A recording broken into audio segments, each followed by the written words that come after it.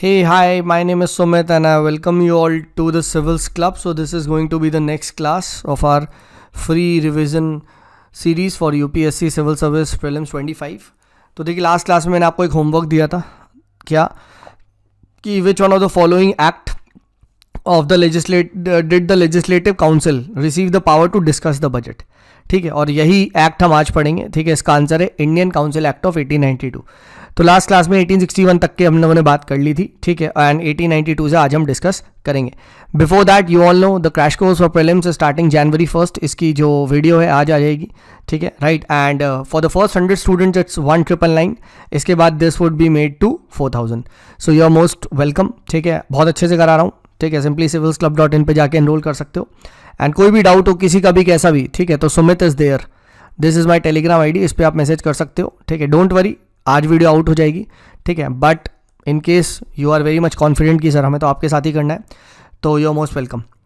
So let's begin. 1892 का act को फटाफट देखते हैं. ठीक है, यहाँ पे देखिए सबसे मोस्ट इंपॉर्टेंट क्या है कि it increase the number of additional, ठीक है, non official members in the central and the provisional legislative council. तो जो भी सेंट्रल लेजिस्लेटिव काउंसिल थी और प्रोविजनल लेजिस्लेटिव काउंसिल थी उसमें मेंबर्स को बढ़ाया गया. And they were you can से नॉन ऑफिशियल. ठीक है, नॉन ऑफिशियल मेंबर्स को बढ़ाया गया मतलब कि ब्रिटिश के बंदे होते हैं ऑफिशियल. ठीक है, तो नॉन ब्रिटिश मतलब जो सरकार नहीं है, नॉन ऑफिशियल मतलब नॉन सरकारी लोगों को बढ़ाया गया. बट स्टिल इतना नहीं बढ़ाया गया कि ऑफिशियल मेजोरिटी आ जाए ना. ठीक है, मतलब अभी भी सरकार की मेजोरिटी थी but it maintain the official majority. तो सिंपल इज नॉन सरकारी लोग यानी इंडियंस को बढ़ाया गया बट स्टिल ऑफिशियल मेजोरिटी अभी भी सरकार की ही थी. ये चीज ध्यान रखिएगा. ठीक है, लेजिस्लेटिव काउंसिल में अभी भी सरकार ही यहाँ पे थी 1892 तक. ठीक है, ये ध्यान रखिएगा. देन उसके बाद क्या था, जो भी लेजिस्लेटिव काउंसिल थी इनको और पावर दी गई. अभी तो मेंबर्स बढ़ाए गए, पावर भी दी गई. जैसे they could discuss the budget. ठीक है, they could put up questions to the executive. तो अगर आपसे पूछा जाए डिस्कशन एंड क्वेश्चन की जो पावर है, ठीक है, तो ये मतलब कहाँ से आती है. ठीक है, तो रिमेंबर 1892 का है. ये बहुत बार क्वेश्चन पूछा गया है. ठीक है, यूपीएससी ने भी, ठीक है, टाइम एंड अगेन ये क्वेश्चन पूछा गया और स्टेट पीसीएस का भी ये फेवरेट क्वेश्चन है. तो ये चीज ध्यान रखिएगा. नेक्स्ट हम बात करते हैं that there was limited and indirect provision of election. But remember कहीं भी वर्ड इलेक्शन का यहाँ पे यूज नहीं हुआ था एक्ट में. ठीक है, ये ध्यान रखिएगा. बट कुछ प्रोविजन टाइप के थे, एक लिमिटेड टाइप के, बट डायरेक्ट वर्ड नहीं हुआ था. ठीक है, and then governor general in the council was given the authority to set the rules for member nomination. ठीक है, and subjected that it would be approval to the secretary of the state for India. तो ये सब इतना important नहीं, but ये ध्यान रखिएगा. ठीक है, ये हमने कर लिया 1892 का. फिर उसके बाद लेट्स मूव अहेड टू 1892 से इंपॉर्टेंट वन है 909 का एक्ट, मॉडल मिंटो रिफॉर्म्स. ठीक है, एंड यहां पे देखिए for the first time it talked about कि प्रोविजनल जो लेजिस्लेटिव काउंसिल है स्टेट लेवल पे, वहां पे नॉन ऑफिशियल मेजोरिटी आ सकती है. रिमेंबर इससे पहली वाली में हमने पढ़ा था कि वहां पे नॉन ऑफिशियल मेंबर्स तो बढ़ाए गए बट ऑफिशियल मेजोरिटी ही थी. बट यहां सर 909 में नॉन ऑफिशियल मेजोरिटी थी. देखो यार भाई, मैं ये जो सीरीज करवा रहा हूं दोस्त, इसमें यही चीजों में जो फंसाया जा रहा है वो पढ़ा रहा हूं. ठीक है, तो मेरा ऑब्जेक्टिव ये है ना इस सीरीज को कराने का कि जहां पे कहते हैं ना ट्रैप फंसता है, मैं वो बताना चाह रहा हूं. तो इसीलिए देखो ऑफिशियल नॉन ऑफिशियल का साथ साथ दिखा रहा हूं, साथ साथ खेल रहा हूं. अभी आपके साथ सुप्रीम कोर्ट और फेडरल कोर्ट भी खेलूंगा. हाँ, अभी आने वाला 1935 का एक्ट. ठीक है, तो इसीलिए ना, क्योंकि देखो कंफ्यूजन जहां होता है ना, prelims is all about confusion. ठीक है, क्लैरिटी ऑफ कंफ्यूजन. बच्चे ना क्या करते हैं, बच्चे पढ़े जा रहे. अबे कंफ्यूजन जहां है वो तो पढ़ ही नहीं रहे तुम. ठीक है, तो इसीलिए मैंने ना एक्ट तो बहुत है बट मैंने जो इंपॉर्टेंट जो कॉन्सेप्ट है उसको रखा है जहाँ कंफ्यूजन आएगा. ठीक है, अच्छा वहां क्वेश्चन अलाउड था तो यहाँ सप्लीमेंट्री क्वेश्चन है. तो अब अगर गेम पूछ लिया जाए कि भैया which of the act give the power to discuss the ask supplementary question, और रख देगा वो 1892, 909, 1935, तो क्या बहुत बच्चे 909 की जगह मार देंगे 92 वाला 1892, तो वो गलत हो जाएगा. ठीक है, similarly they could move resolutions on the budget and so on. Most important, viceroy executive council को ज्वाइन करने में इंडियंस को मेंबरशिप दी गई और Satyendra Prasad Sinha he was the first man to join the viceroy executive council. ये चीज ध्यान रखना.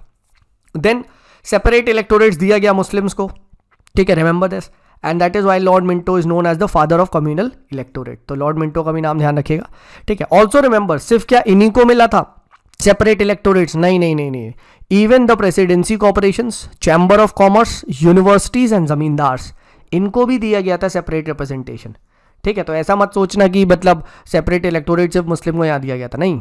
ठीक है, बट वो अलग बात है कि इसको इतना हाईलाइट नहीं होता, बट चैम्बर ऑफ कॉमर्स, या ऐसे पूछा जा सकता है क्वेश्चन। ठीक है, chamber of commerce, universities and zamindars were given separate representation under which act.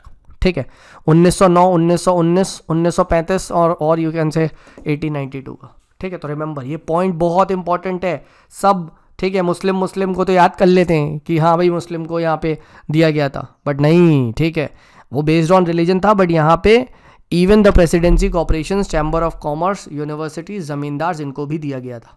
ठीक है, अच्छा इसकी पीडीएफ कहाँ से मिलेगी यार इसकी? यार एक दो बच्चे पूछ रहे भाई Telegram channel the civils club को ज्वाइन कर लो यार। ठीक है, इतने फालतू टेलीग्राम भी ज्वाइन करते हो, एक हमारा भी कर लो, हाँ है ना। ठीक है, काम की चीज़ें आती हैं यहाँ पे तो। ठीक है, और जगह तो हर जगह कोर्स प्रमोट हो रहे होते हैं। ठीक है, कर लो, यहाँ मिल जाएगी। और किसी का भी कोई डाउट है तो मेरी टेलीग्राम आईडी है। नेक्स्ट, ठीक है, बहुत इंपॉर्टेंट 1919 और 35 का एक्ट, मतलब इतने क्वेश्चन आए ना, इतने क्वेश्चन आए हैं। ठीक है, कि पूछो मत कितने क्वेश्चन आए। ठीक है, तो सबसे पहली बात यहाँ पे क्या हुआ, और ये इंपॉर्टेंट जितना मैंने मार्क किया सब इंपॉर्टेंट है। ठीक है, separating the central and provisional subject. ठीक है, and allowed to make the laws on their respective list. तो यहाँ क्या किया गया कि सेंट्रल एंड प्रोविजनल सब्जेक्ट्स को क्या किया गया, अलग अलग किया गया।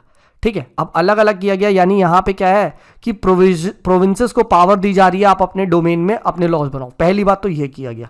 ठीक है, तो रिमेंबर दिस। सेकेंड, जो प्रोविजनल सब्जेक्ट्स थे उनको भी फर्दर डिवाइड किया गया, एक ट्रांसफर्ड सब्जेक्ट, एक रिजर्व सब्जेक्ट। और इस फिनोमेना को कहते हैं क्या? इस फिनोमेना को कहते हैं डायरार्की।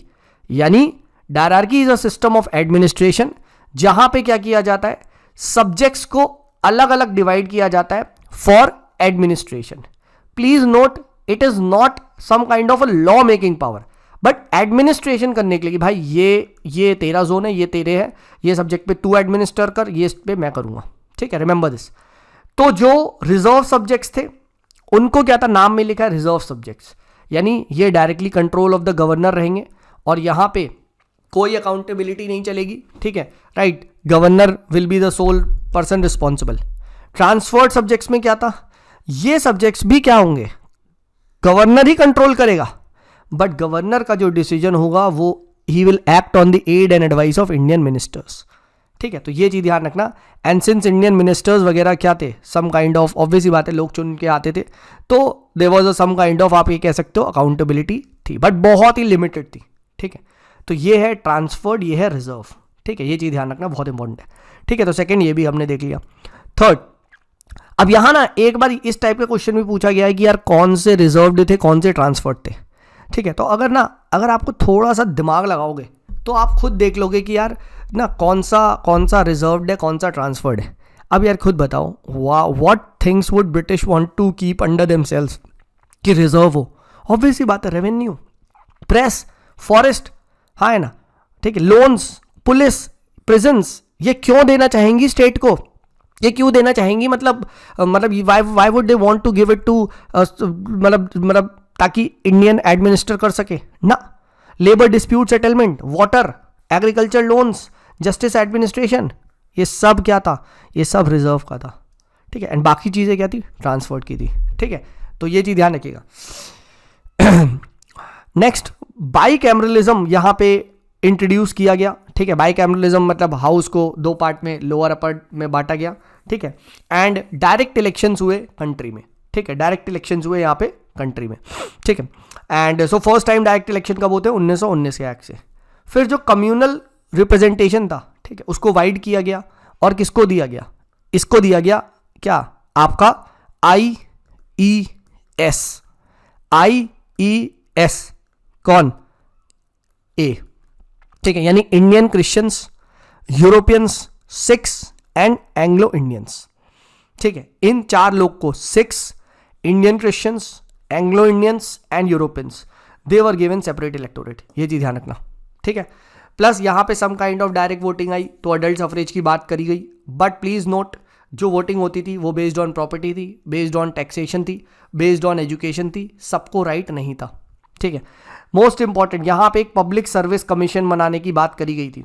ठीक है, राइट, एंड प्लस इसी एक्ट ने बोला गया था कि हम एक साइमन कमीशन भी बनाएंगे, ठीक है, एंड कि फर्दर जो कॉन्स्टिट्यूशनल रिफॉर्म्स है वो कैसे देने हैं, ये चीज़ है, ठीक है. देन प्लीज नोट कि क्वेश्चंस तो पहले भी पूछ सकते थे, ठीक है, राइट. दे कुड पास, अब यहां पे they could pass adjournment vote motions and vote a part of the budget, हाँ है ना, ठीक है, but still 75% of the budget was still not votable, ठीक है. तो यहां पे क्या है, क्योंकि they had the right the ask the questions to executive, ठीक है, मतलब देखो क्वेश्चंस टू जो एग्जीक्यूटिव थे वो तो पहले ही आ चुके थे. कहाँ आ गए थे, अगर आप यहाँ पे देखोगे, if you just let me show this to you again, यहाँ पे देखो कंफ्यूजन पैदा होता है, ठीक है. 1892 में क्या आया था, ठीक है, 1892 में they could discuss the budget, ठीक है, and address the question to the executive. यहां क्वेश्चन टू द एग्जीक्यूटिव की बात करता है, ये आप कर सकते हो, डिस्कस करके आप क्वेश्चन पूछ सकते थे. बट जो 19 वाला एक्ट था, ठीक है, यहां पे ना इवन एडजर्नमेंट मोशन प्लस क्या है, वोटिंग होती थी पार्ट ऑफ द बजट. तो अगर ऐसा पूछा जाए voting part of the budget में किससे आया, तो प्लीज रिमेंबर, ठीक है, ये आया 1919 के एक्ट से, ठीक है. But please note 75% of the budget was still not votable. Then हम लोगों ने बात कर लिया Sikh, European, Anglo Indians, Indian Christians, इनको यहाँ पे सेपरेट इलेक्टोरेट दिया गया था, ठीक है. लेट्स मूव हेड, ठीक है. फिर ऑल्सो याद करना, it also established an office of high commissioner for India in London. ये very important, very very important, ठीक है. कौन से एक्ट से हुआ था, फिर इसी ने बोला था कि इंडियन सिविल सर्विस का जो एग्जाम है would be held in India for the first time, और फर्स्ट ICS एग्जाम कहाँ हुआ, इलाहाबाद, इंडिया 1920 पे. वेरी वेरी इंपॉर्टेंट, पूछा जाता है भाई, ठीक है, कहाँ पे हुआ था पहला इंडियन सिविल सर्विस का एग्जाम, इलाहाबाद, ठीक है.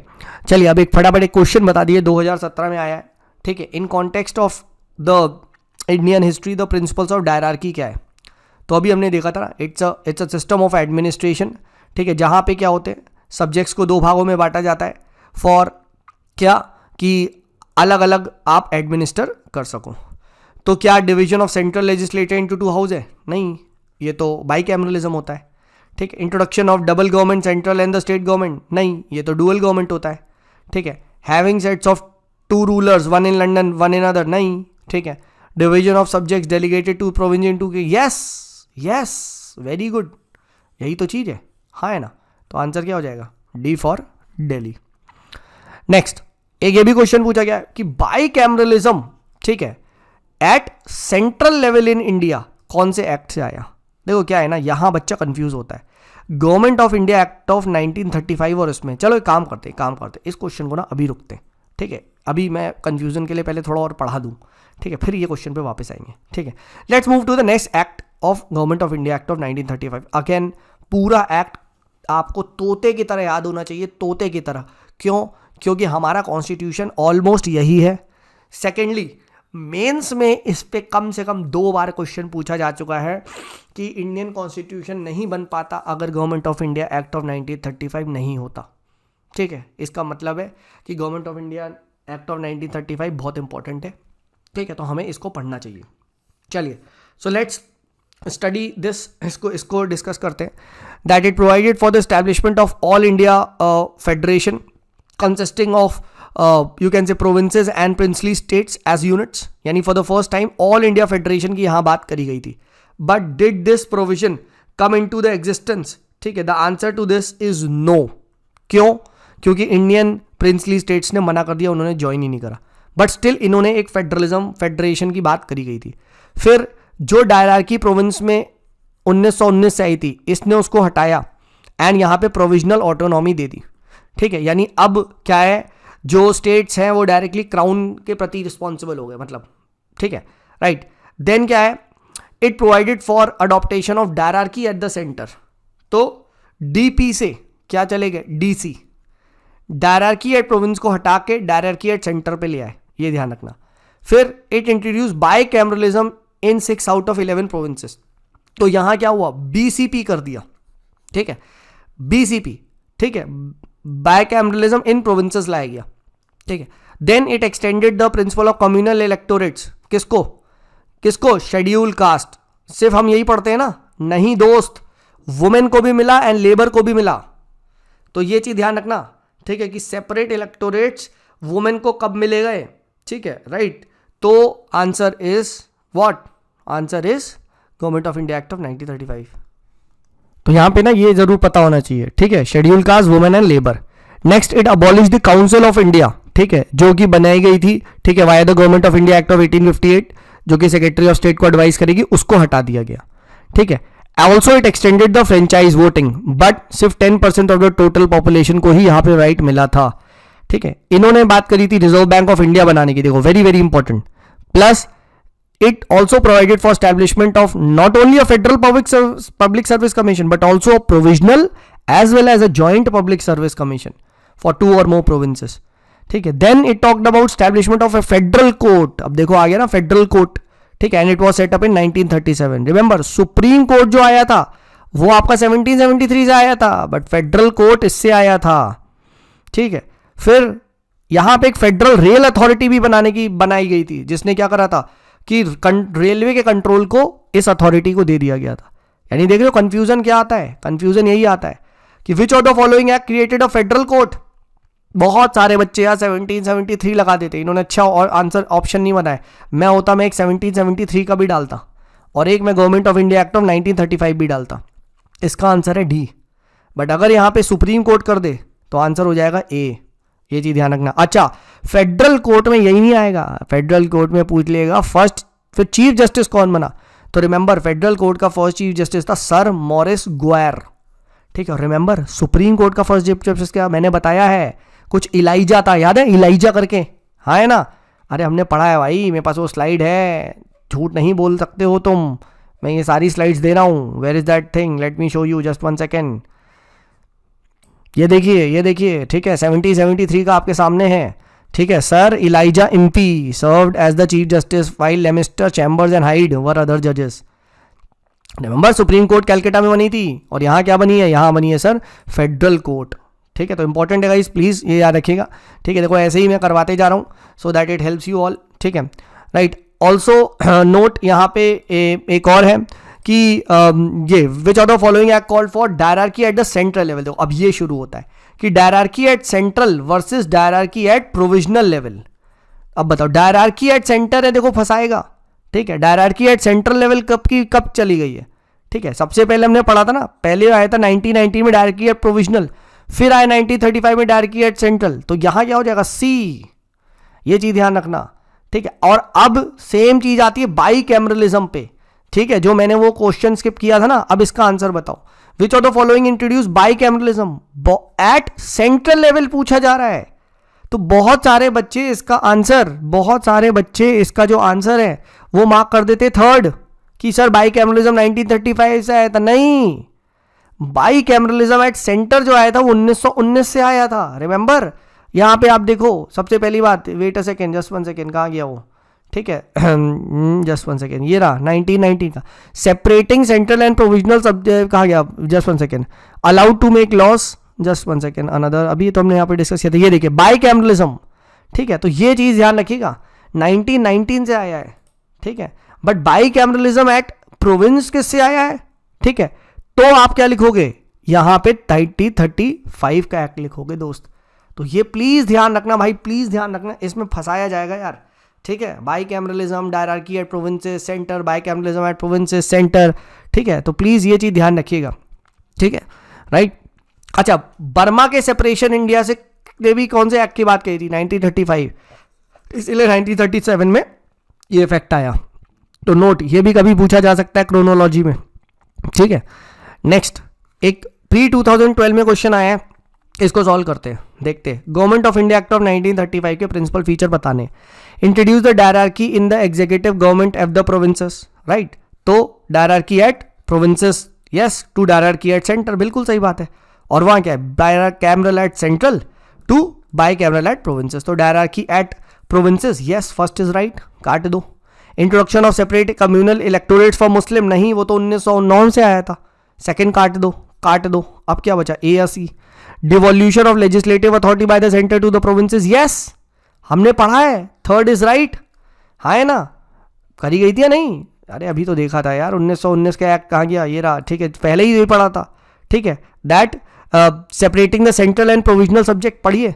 दस it allowed the to make laws on the respective list of subject, है ना। तो ये चीज़ भी आप यहाँ पे बात करो, है ना। तो आंसर क्या हो जाएगा इसका, the answer to this in case would be, ठीक है, सी, फाइन, ठीक है। तो ये चीज़ ध्यान रखिएगा, ठीक है। The distribution of powers between centre and the provinces was done in the form of federal and provincial subjects, ठीक है। नेक्स्ट लास्ट बहुत ईजी है, इंडियन इंडिपेंडेंस एक्ट। अब इसकी भी देखो पूरी कहानी सबको पता है कि इसने पार्टीशन की बात करी, 2 डोमिनियंस बताएंगे, ये वो, ये सब छोड़ो। Most important, it abolish the office of secretary of state of India, ठीक है, and transferred is function to secretary of state of Commonwealth affairs, ठीक है। तो पहली चीज क्या, रिमेंबर सेक्रेटरी ऑफ स्टेट के साथ एक छुन्नू मुन्नू थे, which was also known as इस काउंसिल, हाँ ना। तो ये छुन्नू मुन्नू को कब हटाया गया था, इससे पहले वाले से 1935 से, और मेन सेक्रेटरी ऑफ स्टेट को कब बर्खास्त किया, 1947 से। और ये पावर किसको दे दी, secretary of state for commonwealth. पहला पॉइंट तो ये इंपॉर्टेंट है, ठीक है। दूसरा, इस एक्ट ने ये भी बोला था कि भैया इंडियन प्रिंसली स्टेट के बल्ले बल्ले हो जाएंगे, मतलब you can either join India का डोमेन, पाकिस्तान का डोमिनियन, और आज़ाद रह लो, ठीक है। तो ये भी इंपॉर्टेंट है, ठीक है, क्योंकि ऐसा मेंस में क्वेश्चन आ चुका है दैट द सीड्स वर सोन, ठीक है, राइट, द सीड्स वर सोन, ठीक है, and by the British of Indian partition. तो कैसे ये आप बताओगे, यही सारे एक्ट के नाम मेंशन करने पड़ेंगे, जैसे इंडियन इंडिपेंडेंस एक्ट ने क्लियर कट बोल दिया था, ठीक है, मतलब the seeds were sown for balkanization, ठीक है। तो इंडियन इंडिपेंडेंस एक्ट को आपको कोट करना पड़ेगा, ठीक है, राइट। देन एक 2022 का सवाल आया था, इसको ट्राई करते हैं। अब देखिए, government of India act of 1990 से भी ऑल नो डायरार्की आया, रिजर्व्ड एंड ट्रांसफर्ड। तो ये पूछा रहा है रिजर्व सब्जेक्ट कौन कौन से इनमें से। अब देखो, रिजर्व हमने देखा है कि British would want to keep themselves, देना नहीं चाहेंगे। अच्छा, और 3 चुनने 4 में से, तो खुद बताओ क्या पुलिस देना चाहेंगे, बताओ, पुलिस तो बिल्कुल नहीं देना चाहेंगे ना, तो वो तो रिजर्व्ड होगा, यानी ये काट दो। क्या वो लैंड रेवेन्यू देना चाहेंगे, पैसा छोड़ना चाहेंगे, बिल्कुल नहीं, 3 भी होगा, यानी ये भी काट दो। अब क्या बचा, 3, 4, 3, 4, अब 1 और 2 में से एक चुनना है, हाँ है ना। एडमिनिस्ट्रेशन ऑफ जस्टिस और लोकल सेल्फ गवर्नमेंट। अब लोकल सेल्फ गवर्नमेंट में क्या होगा यार, कुछ नहीं होगा, तो ये छोड़ देंगे, है ना। एडमिनिस्ट्रेशन ऑफ जस्टिस होगा, तो 1, 3, 4 आंसर इज व्हाट, सी। तो C for Calcutta, this is the right answer, है ना। तो with this we end the first historical background of the constitution comprehensively with a lot of questions as well, ठीक है, and I hope this was useful, ठीक है। if it was please भाई like करें, ठीक है, दोस्तों को बताएं, and अगर पूरा सब कुछ पढ़ना है तो you're most welcome in the comprehensive course, ठीक है, right, it's 1999 only, ठीक है, that will help you a lot। चलिए, this is me Sumit signing off, bye bye।